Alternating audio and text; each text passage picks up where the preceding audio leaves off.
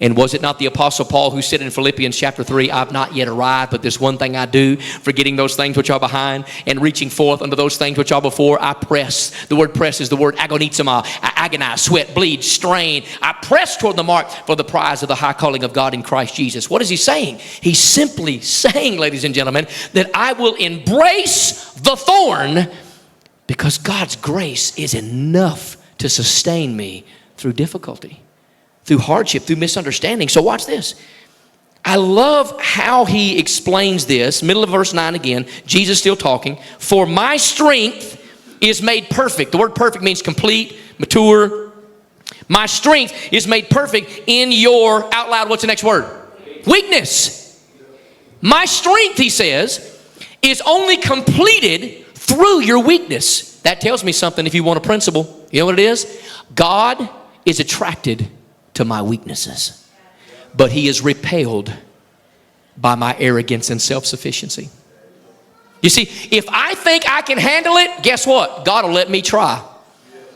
He will let me see as to whether I can handle it or not. And Jesus said that my grace is sufficient for you, for my strength is made perfect in your weakness. And Paul on the spot says something that shook me to my core when I read it. We've heard it 1,000 times, but notice right here, verse number 9, as soon as the red letters are done, as soon as Jesus makes this declarative statement, Paul says, most gladly, therefore. Out loud, church, say therefore. Look and see what it's there for. Because Jesus said, I'm enough. Jesus said, my word is enough. My grace is enough. I'll get you through this. When you're weak, I'm strong. Therefore, well, I rather glory in my infirmities. Has he lost his mind? Glory in the thorn? Raise my hands and worship God in the storm? He said, I'd rather glory in my infirmities. Why? Notice the next word, that.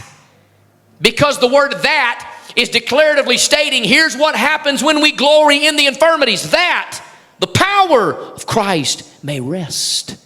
That's tender upon me.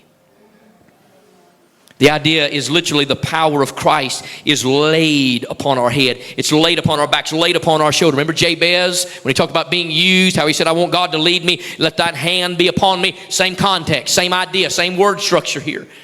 He says, I will glory in my infirmities. Why? That the power of Christ may rest upon me. I'm not real theologically savvy, but I've got enough Middle Tennessee sense to figure out what he just said. He said, I have the most power from God when I have the most pressure from others.